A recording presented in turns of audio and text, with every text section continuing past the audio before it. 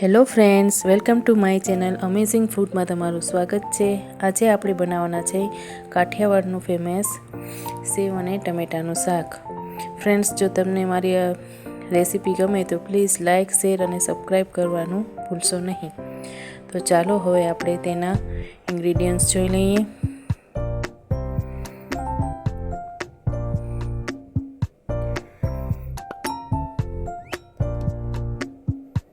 અહીંયા મેં લગભગ 5 ચમચી જેટલી હિંગ લીધી છે, 1 ચમચી જેટલું રાઈ અને જીરું લીધું છે, 2 ચમચી જેટલી મરચાંની ભૂકી લીધી છે,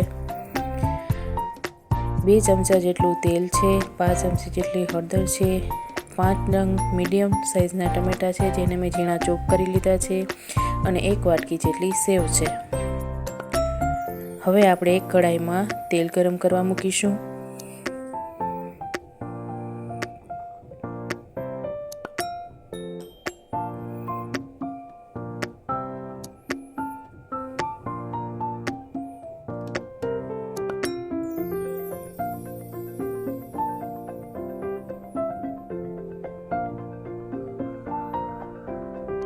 હવે આપણે તેમાં રાઈ અને જીરું એડ કરીશું।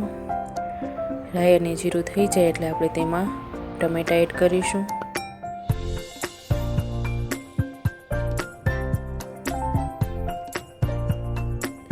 ત્યારબાદ તેમાં હળદર ઉમેરી દઈશું।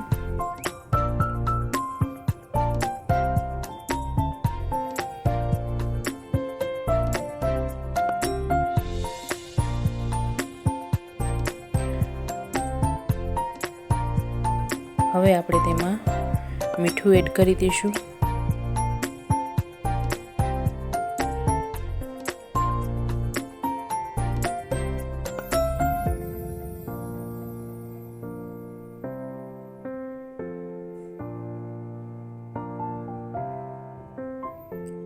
સરસ હલાવી લઈશું। હવે આપણે તેમાં મરચાંની ભૂકી એડ કરીશું। અડધી ચમચી જેટલી ખાંડ ઉમેરીશું।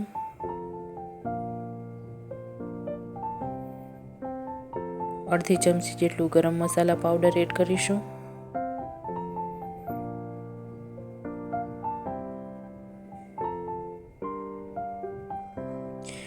સરસ ચમચા વડે આપણે મિક્સ કરી દઈશું। હવે થોડું પાણી એડ કરીશું।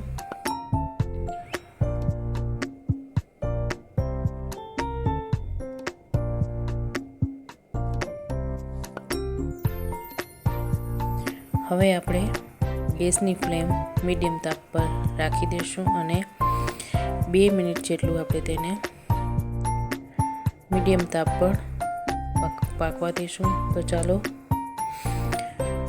2 મિનિટ થઈ ગઈ છે, હવે જોઈ લઈએ। ટમેટા એકદમ સરસ સોફ્ટ થઈ ગયા છે। ફ્રેન્ડ્સ, અહીંયા થોડું આપણે પાણી રાખવાનું છે, એકદમ બાળી નથી નાખવાનું, કારણ કે આપણે જ્યારે તેમાં સેવ એડ કરીશું ત્યારે સેવ પણ પાણી ઓબ્ઝર્વ કરી લેશે, માટે સાવ પાણી બાળવાનું નથી।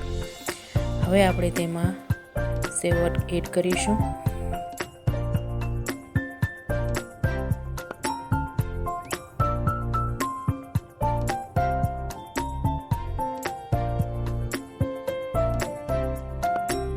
અને ગેસની ફ્લેમ બંધ કરી દઈશું। તો તૈયાર છે કાઠિયાવાડી સેવ ટમેટાનું શાક।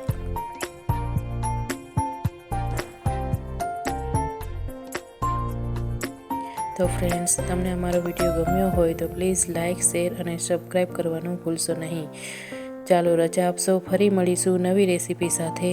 ત્યાર સુધી આવજો। Thanks for watching.